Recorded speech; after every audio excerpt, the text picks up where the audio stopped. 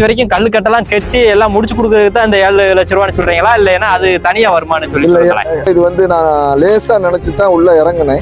விவசாய குடும்பத்துல பிறந்திருந்தாலும் இதை வந்து நான் நினைச்சது ஒரு கிணற வெட்டுவோம், ஒரு 10 தென்னம்பிள்ளைய வைக்கணும், எலுமிச்சை போடணும்ங்கிற ஒரு கணிப்புல தான் நம்ம வந்து உள்ள இறங்கணும்.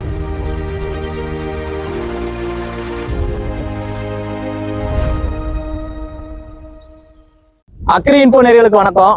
இன்னைக்கு நம்ம வீடியோல வந்து ஐடி வேலை பாக்குறதுல இருந்து அரசு வேலை பாக்குறதுல இருந்து மற்ற தொழில் பண்றவங்கல இருந்து எல்லாருக்குமே தனக்கு வந்து சொந்தமா ஒரு இடம் வாங்கி அதுல வந்து ஒரு ஃபார்ம் ஹவுஸ் மாதிரி அமைச்சு ஒரு புதுசா ஒரு கிணறு வெட்டி அதுல வந்து விவசாயம் பண்ணணும் அப்படிங்கிறது வந்து பாத்தீங்கன்னா நிறைய பேருக்கு வந்து அது ஒரு ஆசையாவே இருந்துகிட்டு இருக்குது. அப்படி இருக்கும்போது இப்ப நம்ம பார்க்க போற இந்த அண்ணனும் வந்து என்ன செஞ்சிருக்காங்கன்னா அவங்களுடைய ப்ரொஃபஷனல் வேலையா இருந்தாலும் அவங்க வந்து தனியா இப்போ ஒரு இடம் வாங்கி ஒரு புதுசா ஒரு கிணறு அமைச்சு அதுல இருந்து ஒரு தோட்டங்களை வந்து ரெடி பண்ணணும் அப்படிங்கிற ஒரு ஆர்வத்துல வந்து இந்த இதுல வந்து கிணறு வெட்டிருக்காங்க. இந்த கிணறு வெட்டுறதுல வந்து பாத்தீங்கன்னா நம்ம நினைக்கிற மாதிரி சாதாரண காரியம் கிடையாது. இந்த கிணறு வெட்டுறதுல நிறைய சிரமங்களை சந்திக்க வேண்டியிருக்கும். அப்படி இருக்கும்போது இந்த அண்ணன் வந்து இந்த கிணறு வந்து வெட்டுறதுக்கு எப்படி இந்த இதுல வந்து உள்ள வந்தாங்க, அந்த ஃபீல்டுக்குள்ள இந்த கிணறு வெட்டுறதுல வந்து என்னென்ன மிஸ்டேக் எல்லாம் பண்ணாங்க, அதை எப்படி சீர்படுத்திக்கிட்டாங்க அப்படிங்கிற இவங்களுடைய கருத்தை வந்து நம்ம கேட்டு தெரிஞ்சுக்க வந்துருக்கிறோம். நம்ம சேனல் வந்து தொடர்ந்து ஃபாலோ பண்ணுங்க. விவசாயம் சம்பந்தப்பட்ட அனைத்து தகவல்களும் நம்ம சேனல்ல வந்து பதிவு செஞ்சுட்டு வந்துட்டு இருக்கிறோம். நம்ம சேனல் வந்து தொடர்ந்து சப்ஸ்கிரைப் பண்ணி ஃபாலோ பண்ணுங்க நண்பர்களே. வாங்க நம்ம வீடியோக்குள்ள போகலாம். வணக்கம்ண்ணே. வணக்கம் தம்பி. இப்போ வந்து இப்போ நீங்க வந்து இது எந்த பகுதியில் அமைஞ்சிருக்குன்னு உங்க இன்ட்ரோ சொல்லி. என் பேரு நாராயணன். நான் வந்து விவசாய குடும்பத்துலதான் பிறந்திருக்கேன். பிறந்தாலும் நான் வந்து விவசாய குடும்பத்துல பிறந்திருந்தாலும் அண்ட மாநிலமான கேரளாவில வந்து ஒரு தொழில் பார்த்தோம். தொழில் பார்த்த இருக்கையில நமக்கு விவசாயத்து மேல ரொம்ப பிடித்தம். ரெண்டாவது என்னன்னு கேட்டா விவசாயத்துல வந்து ரொம்ப நமக்கு ஒரு 100க்கு 100 விவசாயத்து மேல ஒரு லவ் பண்ண மாதிரி நமக்கு ஒரு ஆசை. அதனால ஒரு 3 ஏக்கர்ல இடம் வாங்கி ஒரு கிணறு வெட்டணுங்கிறது ரொம்ப நாள் ஆசை. இந்த இடம் இருக்குது பாத்தீங்கன்னா தென்காசி மாவட்டம் சங்கரங்கோயில் பக்கத்துல ஆராய்ச்சிவெட்டி, சாயமலை ஆராய்ச்சிவெட்டிங்கிற கிராமத்து பக்கத்துல இருக்கு இந்த இடம். இடம் பார்த்தீங்கன்னா 3 ஏக்கர் 5 சென்ட் தான் இருக்கு. இந்த இடத்த வந்து நான் வந்து ஒரு விவசாய பூமியை ஆக்கணுங்கிறதுக்காக வேண்டி ரொம்ப கடுமையா பாடுபட்டிருக்கேன். பாடுபட்டு இந்த இடத்துல வந்து கிணறு தோன்றுறது வந்து பயங்கர ஒரு என்னன்னு சொல்றது என்ன தெரியல, பயங்கர கஷ்டம். அண்ணன் சொன்ன மாதிரி பாத்தீங்கன்னா ஒரு தரிசு நிலத்தை வந்து விவசாய நிலமா மாத்துறது வந்து பாத்தீங்கன்னா அவ்வளவு வந்து சாதாரண காரியம் கிடையாது. முள்கள் இருக்கும், கரடு முரடா இருக்கும், அதை சமப்படுத்தணும், கரைகள் அமைக்கணும், இது எல்லாம் வந்து பாத்தீங்கன்னா அப்புறம் வந்து பாத்தீங்கன்னா சட்டிக்கிழப்ப விட்டுறதுல இருந்து அந்த நிலத்தை சீர்படுத்துறது வரைக்கும் வந்து பாத்தீங்கன்னா அவ்வளவு அந்த ஆரம்ப கட்ட வேலைகள் வந்து பாத்தீங்கன்னா எக்கச்சக்கமா இருக்கும். இதை வந்து நம்ம சீர்படுத்தி தான் நம்ம வந்து ஒரு விவசாய நிலமா மாத்தணும். அப்படி இருக்கும் வந்து பாத்தீங்கன்னா நம்ம வெளியில இருந்து பாக்குறவங்களுக்கு ஈஸியா வந்து நம்ம ஒரு கிணறு அமைச்சிடலாம், அழகா ஒரு ஃபார்ம் ஹவுஸ் ரெடி பண்ணிடலாம், நம்ம ஒரு தோட்டத்தை கொண்டு வந்துடலாம் அப்படின்னு நீங்க நினைக்கிறது வந்து நம்ம வந்து சாதாரண ஒரு விஷயம் இல்லை அப்படிங்கிறத நம்ம அண்ணன் வந்து இப்போ நம்ம கூட ஷேர் பண்றாரு. அண்ணன் இப்போ வந்து நீங்க பாத்தீங்கன்னா இப்போ நீங்க இவ்வளவு சிரமங்களுக்கு மத்தியில இந்த இடத்த நீங்க வாங்கியிருக்கீங்க. வாங்கி இந்த இடம் நீங்க வாங்கி எவ்வளவு வருஷம் ஆச்சு? இந்த கிணறு வெட்டணும்னு எப்போ உங்களுக்கு இது தோணுச்சுன்னு சொல்லுங்களேன். இல்ல, கிணறு வெட்டணுங்கிறது வந்து எனக்கு நம்மளும் ஒரு விவசாய குடும்பத்துல பிறந்ததுனால நமக்கு வெட்டணுங்கிறது ஆசை எப்பவுமே உண்டு. சரி. அப்ப அதனால வந்து இது வந்து கிணறுங்கிறது வந்து நான் இடம் வாங்கி 10 வருஷம் ஆச்சு. 10 வருஷம் ஆச்சு. இப்ப தோண்டி சொல்லி 1 வருஷம் ஆகுது. ஒரு வருஷம் ஆனாலும் இந்த கிணறு தோண்டதுல உள்ள சிரமங்கள் விவசாயிகள் இந்த வீடியோவை ஒத்து கவர்ந்து பார்க்க வேண்டிய விஷயம் என்னன்னு கேட்டா, ஒரு கிணறு வெட்டினால் சில இவங்க வந்து கான்ட்ராக்ட்காரங்க வந்து தண்ணிய நீங்க வத்த வச்சுக்கோங்க, கல்லை நீங்க மாற்றி கொடுக்கணும்னு சொன்னா தயவு செய்து நம்மளுடைய விவசாயிகள் வந்து கண்டிப்பா விடது வந்து மொத்தமா தோண்டதுக்கு தான் விடணும். ஏன்னா இந்த தண்ணி வத்த வைக்கிறதும் சரள மாற்றக்கூடிய கஷ்டங்கள் வந்து கடுமையா இருக்கு. இது வந்து ரொம்ப எளிதுன்னு நான் நினைச்சேன். ஆனா இதுல கஷ்டங்கள் வந்து பயங்கரமா இருக்கு. அதே மாதிரி இந்த யாரா இருந்தாலும் இன்னைக்கு கிணறு தோண்டதுக்கு விவசாய மக்கள் அனைவருமே இந்த மொத்தமா விட்டுறணும். தயவு கூர்ந்து அதை நீங்க உங்க வீடியோ வந்து இப்ப என்ன சொல்றாங்கன்னு பாத்தீங்கன்னா, நம்ம வந்து புதுசா ஒரு கிணறு அமைக்கணும்னு நினைச்சு உள்ள வரக்கூடிய நண்பர்களுக்கு வந்து அவங்க சொல்லக்கூடிய முக்கியமான ஒரு அறிவுரை என்னன்னு பாத்தீங்கன்னா, நீங்க கிணறு வெட்டணும்னு நினைச்சீங்கன்னா மொத்த கான்ட்ராக்டா நீங்க எல்லாமே நீங்க கிணறு வெட்டி அமைச்சு கொடுக்குறது வரைக்கும் நீங்களே பாருங்க, அதுக்கு எவ்வளவு அமௌண்ட் வரும் அதை நீங்க எனக்கு சொல்லுங்கன்னு சொல்லி நீங்க அதுல பேசி முடிச்சிருவீங்கன்னு சொல்றாங்க. ஏன்னு பாத்தீங்கன்னா இப்ப நீங்க கிணறு வெட்டுறதுலயே வந்து நிறைய 2-3 கண்டிஷன் சொல்றாங்க. நீங்க வந்து தண்ணி வந்து நீங்க வெளியே எடுக்கிற வைக்கிறது, இந்த சரல்களை அப்புறப்படுத்துற வேலைகள்ல வந்து நீங்க பார்த்து பாத்துக்கணும் அப்படிங்கிறாங்க. அப்படி ஒரு சிச்சுவேஷன் வரும்போது நமக்கு வந்து கரண்ட் சர்வீஸ் இருக்காது. நம்ம கிணறெல்லாம் அமைச்சதுக்கு அப்புறம் தான் நமக்கு கரண்ட் சர்வீஸ் கிடைக்கும்.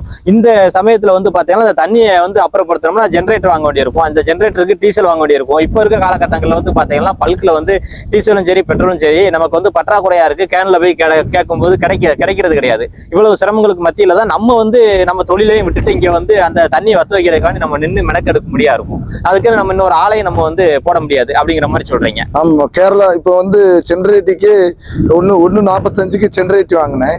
அது 45னா 1,45,000 ரூபாய்க்கு புதுசாவே வாங்கிட்டீங்களா? இல்ல, புதுசு வந்து 4,20,000 ரூபாய். சரி, நான் அதுக்கு கொஞ்சம் மீடியமானது சரி வாங்கி இப்ப 2 வட்டம் இன்ஜின் வேலை வந்துருச்சு. செகண்ட் ஹேண்ட்ல வந்து 1,45,000 வாங்கி அது பிரச்சனை. ரெண்டாவதுக்குள்ள வந்து சரியான பெட்ரோல் கிடைக்கிறது கிடையாது. என்ன காரணம்னா கேன்ல நாங்க தரமாட்டோம், அங்க போர் நடக்கு, இங்க போர் நடக்கு, அதனால நீங்க தரமாட்டோம்னு நாங்க சில நேரத்துல வந்து இந்த கிணறு தோண்டதுக்காக வேண்டி ஜென்ரேட்டிக்கு ஊத்துறதுக்கு வந்து ரொம்ப சிரமத்துக்கு ஆளாயாச்சு. அதனால நீங்க வந்து தயவு கூர்ந்து கிணறு வெட்டுறவங்க எல்லாத்தையும் ஒரு 50,000 1 லட்சத்தை பாராம மொத்தமா தோண்டி தர இத்தனை கசனுக்கு தண்டுருவான்னு கண்டிப்பா இதை விவசாய பெருமக்கள் இந்த வீடியோவை பார்த்துட்டு எல்லா மக்களுக்கும் ஷேர் பண்ணணும். ஏன்னா விவசாய பெருமக்கள் அப்பதான் எல்லாருக்கும் தெரியும். இதை கண்டிப்பா நீங்க செய்யணும். சரிண்ணா, இப்போ நீங்க கிணறு வந்து வெட்டிருக்கீங்க. இந்த கிணத்தோட மொத்த நீள அகலம் எவ்வளவுன்னு சொல்லுங்களேன். 6 கெட்டு 21 கசனுக்கு 6 கெட்டுன்னு சொல்றீங்களா? இப்ப இந்த 6ங்கிறது 6 அடியா 6 மீட்டரா? 6 மீட்டர். ஆமா, இது வந்து 8 மீட்டர். 8 மீட்டர். 6க்கு 8 மீட்டர் அகல நீள அகலத்துல வந்து இந்த கிணறு அமைச்சிருக்காங்க. ஆமா, இது வந்து எவ்வளவு ஆழம் வந்து நீங்க 21 கசனுக்கு பேசிருக்கு. 21 கஜம். இன்னைக்கு ஒரு கஜம்ங்கிறது வந்து பாத்தீங்கன்னா 3.3 அடி வந்து வரும். அதுல வந்து பாத்தீங்கன்னா அவங்க 21 கஜம் வந்து பேசி விட்டுருக்காங்க. 21 கஜத்துக்கு நீங்க எவ்வளவு அமௌண்ட் பேசிருக்கீங்க? 21 கசனுக்கு வந்து அவங்க 8 லட்சம் ரூபாய் கேட்டாங்க. நம்ம 7-10 விட்டுருக்கு. நம்ம 7-10 விட்டாலுமே இப்போ இதுல ஒரு 3 லட்சம் ரூபாய்க்கு மேல நான் எக்ஸ்ட்ரா செலவழிச்சிருக்கேன். நீங்க இந்த 21 லட்சத்துக்கு 7,10,000 ரூபாய்க்கு விட்டுருக்கோம். அது வந்து உங்களுக்கு திருப்தியா இருக்குதா, இல்லைன்னா நீங்க அதிகமான ரேட்டுக்கு விட்டுட்டோம் அப்படிங்கிற மாதிரி ஏதாவது ஃபீலிங் இருக்கான்னு மட்டும் சொல்லுங்களேன். இல்ல, அது வந்து 7 லட்சம்ங்கிறது வந்து அவங்க கஷ்டப்படுதாங்க. அது பெரிய காரியம் இல்ல. ஆனா 8 லட்சம் ரூபானாலும் 9 லட்சம் ரூபானாலும் என்ன பொறுத்தளவுல விவசாயிகள் வந்து கண்டிப்பா இந்த வீடியோ ஒத்து கவர்ந்து பார்க்க வேண்டிய விஷயம் என்னன்னா, கிணறு அடிக்கணும்னு விவசாய பெருமக்கள் நினைச்சால் அந்த தண்ணி வத்த வைக்கிறதும் சரளையும் அவங்களே எல்லாத்தையும் அவங்களோட விட்டுறது ரொம்ப நல்லதுங்கிறது தான் என்னுடைய கருத்து. ஆமா ஆமா. இப்ப வந்து பாத்தீங்கன்னா புதுசா ஒரு கிணறு வெட்டணும் அப்படிங்கிறவங்களுக்கு இவங்களுடைய அனுபவத்துல இருந்து உங்களுடைய இந்த சின்ன சின்ன தவறுகளை வந்து நீங்க திருத்தி வந்து ஆரம்பத்திலேயே வந்து இந்த மாதிரி சில விஷயங்களை வந்து நீங்க ஈஸியா மேற்கொள்றதுக்கு அண்ணன் சொல்ற இந்த அறிவுரைகள் வந்து கண்டிப்பா வந்து இந்த வீடியோ பாக்குற நேயர்களுக்கு வந்து பயனுள்ள வகையில இருக்கும். அதுக்கடுத்து பாத்தீங்கன்னா இப்போ நீங்க வந்து இப்போ இது வெட்ட ஆரம்பிச்சு எவ்வளவு நாள் ஆச்சு? உங்களுக்கு எதுவும் கான்ட்ராக்டுக்கு வந்து இவ்வளவு காலகட்டங்களுக்குள்ள நாங்க பேசி நாங்க முடிச்சதுன்னு சொல்லியிருக்காங்களா? ஆமா, சொல்லியிருக்காங்க. எவ்வளவு நாளைக்கு? அவங்க சொன்னது 2 மாசம் தான், 60 நாள் தான் டைம் சொன்னது. இப்போ எவ்வளவு நாள் ஆயிருக்குது? இப்போ கணக்கு 1 வருஷத்துக்கு மேல ஆகுது. ஏன்னா அது வந்து இப்போ அவங்களும் விவசாயம் பார்க்கவங்க தான் இந்த கிணறு வெட்டி கொடுக்காங்க. அதை வந்து அவங்களை குறை சொல்ல முடியாது. இன்னைக்கு விவசாயம் இல்ல, உங்களுக்கு டைம் இல்லாட்டாலும் பிரச்சனை இல்ல, நீங்க இந்த காலம் நீண்டு போனாலும் பிரச்சனை இல்லை நினைப்பீங்க. ஆனா நிறைய நண்பர்களுக்கு வந்து பாத்தீங்கன்னா ஒரு குறிப்பிட்ட காலம் சொன்னாங்கன்னா அந்த காலத்துக்குள்ள அவங்க வெட்டி முடிக்கணும்னு எதிர்பார்த்துட்டு இருப்பாங்க. அப்படி இருக்கும்போது இந்த 2 மாத காலத்துல வந்து சொல்லிட்டு 1 வருஷம் இழுக்கும் போது அவங்களுக்கு வந்து ரொம்ப வந்து அது அவங்களுக்கு நம்ம வாழ்க்கையில வந்து பாத்தீங்கன்னா ஒவ்வொரு நாட்களும் ஒவ்வொரு காலங்களும் ரொம்ப முக்கியமானது. விலைமதிப்பெற்ற இந்த டயத்தை வந்து அவங்க தள்ளி நமக்கு இழுத்து கொண்டு போகும்போது அதனால வந்து நிறைய பிரச்சனைகள் நிறைய பாதிப்புகளை நம்ம சந்திக்கிறோம். இதனால வந்து பாத்தீங்கன்னா நீங்க சரியான ஒரு கான்ட்ராக்டுக்காரங்களா கரெக்டான காலத்துல நமக்கு முடிச்சு கொடுக்கக்கூடிய கான்ட்ராக்டுக்காரங்களா நீங்க பார்த்து வந்து இதை வந்து எடுத்துக்கணும். இப்ப இது வரைக்கும் எவ்வளவு கச்சம் தோண்டிருக்காங்க? இப்போ 16 கசம் 17 கசம் தோண்டிருக்காங்க. ஆமா, அவங்களுக்கு வந்து இப்போ இன்னைய காலகட்டத்துல என்னன்னு கேட்டா அவங்களுக்கு ஜென்ரேட்டர் ரிப்பேர் ஆயிடுச்சு. அப்ப ரிப்பேர் ஆன காரணத்தினால தண்ணி வைக்க முடியாது. அதனால வந்துதான் அவங்க போட்டு இப்போ வரல. ஜென்ரேட்டர் பிரச்சனையாலதான் அவங்க வரல. ஆமா, அவங்கள ஒண்ணு இல்ல. இப்போ என்னுடைய தரப்புல மறுபடியும் 1-2 பிரச்சனைகள் இருந்தாலும் அவங்க வேலையால வந்து நம்ம இப்ப அண்ணன் என்ன சொல்றாங்கன்னா அவங்களுடைய பெருந்தன்மையோட அவங்க என்ன சொல்றாங்கன்னா அவங்க சைடு சில மிஸ்டேக் இருந்தாலும் என்னோட சைடும் சில மிஸ்டேக் இருந்ததுனால வந்து காலம் தாழ்த்திக்கிட்டு இருக்குது அப்படிங்கறத வந்து சொல்றாங்க. உண்மையில அது வந்து பாராட்டக்கூடிய விஷயம் தான். யாருமே வந்து தன்னோட தவறு வந்து யாரும் சொல்ல மாட்டாங்க. அப்படி இருக்கும்போது அவங்க வந்து 2 சைடுமே என்ன இருக்கு அப்படிங்கறத தெளிவாவே சொல்லியிருக்காங்க. இந்த கிணறு தோண்டதுல வந்து சரியான தண்ணி அமைஞ்சிருக்கா? இது எத்தனை அடியில உங்களுக்கு இந்த தண்ணி வந்து இதுல கிடைச்சதுன்னு சொல்ல முடியுமா? இது வந்து இப்போ போர் வந்து வடக்கு சைடு ஒரு போர் போட்டிருக்கு. சரி. இந்த சைடு ஒரு போர் போட்டோம். எத்தனை அடியில வந்து இந்த சைடு போர் போட்டீங்க? போட்டது ஒரு 13 கசத்துல போட்டோம். 13 கஜத்துல போகும்போது வந்து பாத்தீங்கன்னா இவங்க சைடு போர் போட்டிருக்காங்க. சைடு போர் போட்டிருக்கு. மறுபடி இந்த அந்த சைடு ஒரு 50 அடி போட்டிருக்கு. மேற்காமிக்கு ஒரு 200 அடி போட்டிருக்கு. வடக்காமிக்கு ஒரு 50 அடி 70 அடி இருக்கும். 70 அடி போட்டிருக்கு. எல்லாத்துலயுமே கொஞ்சம் சின்ன சின்ன கசிவு தான் தண்ணி. இது வந்து மானவாரிய ஒரு காட்டு இது தரிசு. அதனால வந்து இப்ப இதை சீர்திருத்தி கொண்டு வரணும்னாலே பெரிய கஷ்டமான ஒரு விவசாயம்ங்கிறது வந்து எல்லாரும் லேசா எடை போட்டு பேசிடுறாங்க. உளுந்து இவ்வளவுதான், அது இவ்வளவுதான்னு. ஆனா இதுல வந்து உள்ள இறங்கி வந்து பார்த்த பிறகுதான் தெரியுது. அப்பவும் விடாமுயற்சியில தான் நம்ம செயல்பட்டா இருக்கு. ஆமா, ஏன்னு கேட்டா இது வந்து நான் லேசா நினைச்சுதான் உள்ள இறங்கினேன்.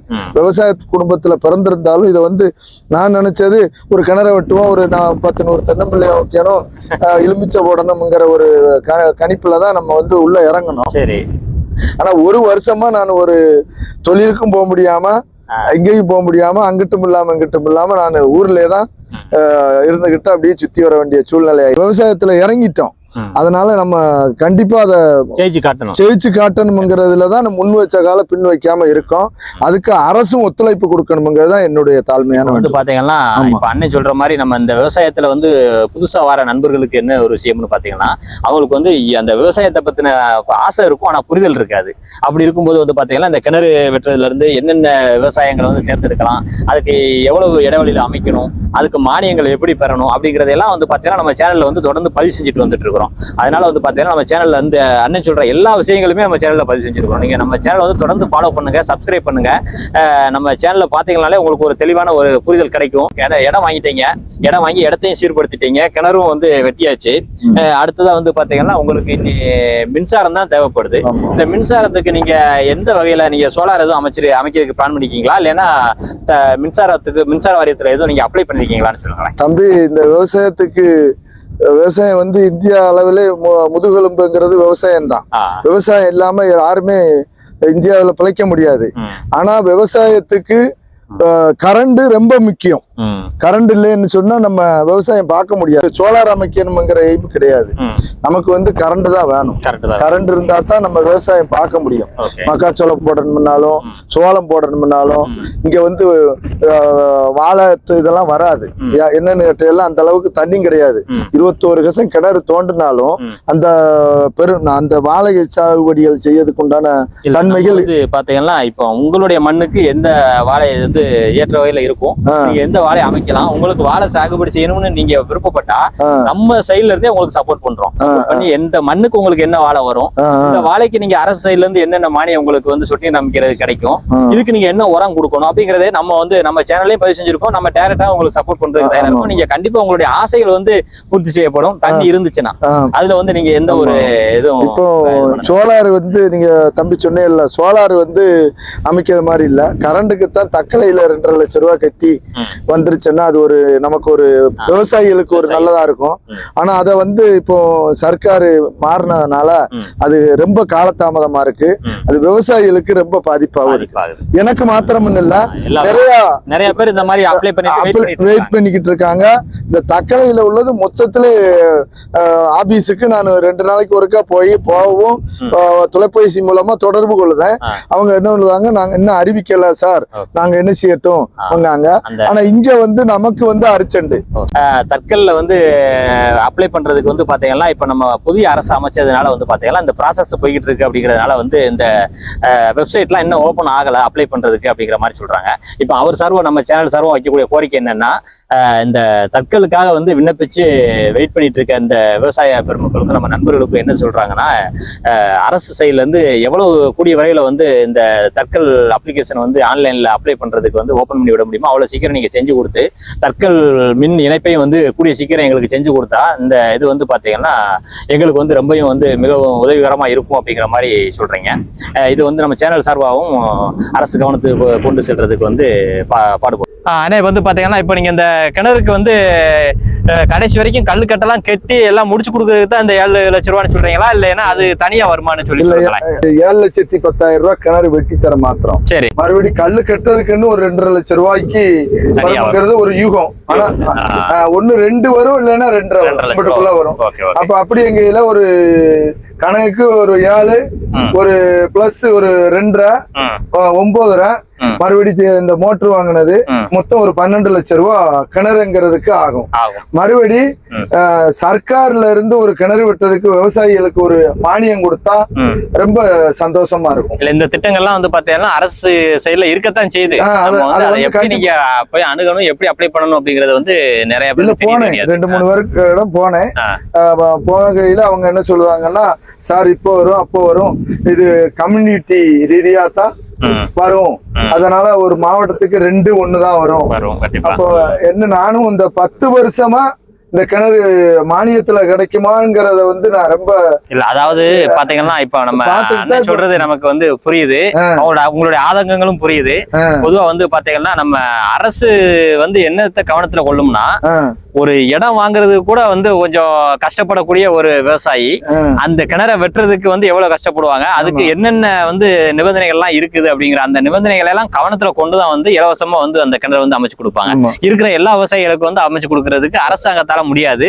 அந்த என்னென்ன தகுதி இருக்கோ அந்த தகுதியுள்ள விவசாயிகளுக்கு மட்டும்தான் அந்த கிணறு அமைச்சு கொடுப்பாங்க. அதனால எல்லா விவசாயிகளுக்கும் அமைச்சு கொடுக்கறதுக்கெல்லாம் வாய்ப்பு. 3 ஏக்கர் இடம் வாங்குறதுக்கு நம்ம வீட்டுல இருந்து வீட்டம்மா கொண்டாந்த நகையும் அடகு வச்சு கொஞ்சம் இன்ட்ரெஸ்டுக்கு வாங்கித்தான் இந்த இடத்தையே வாங்கணும்.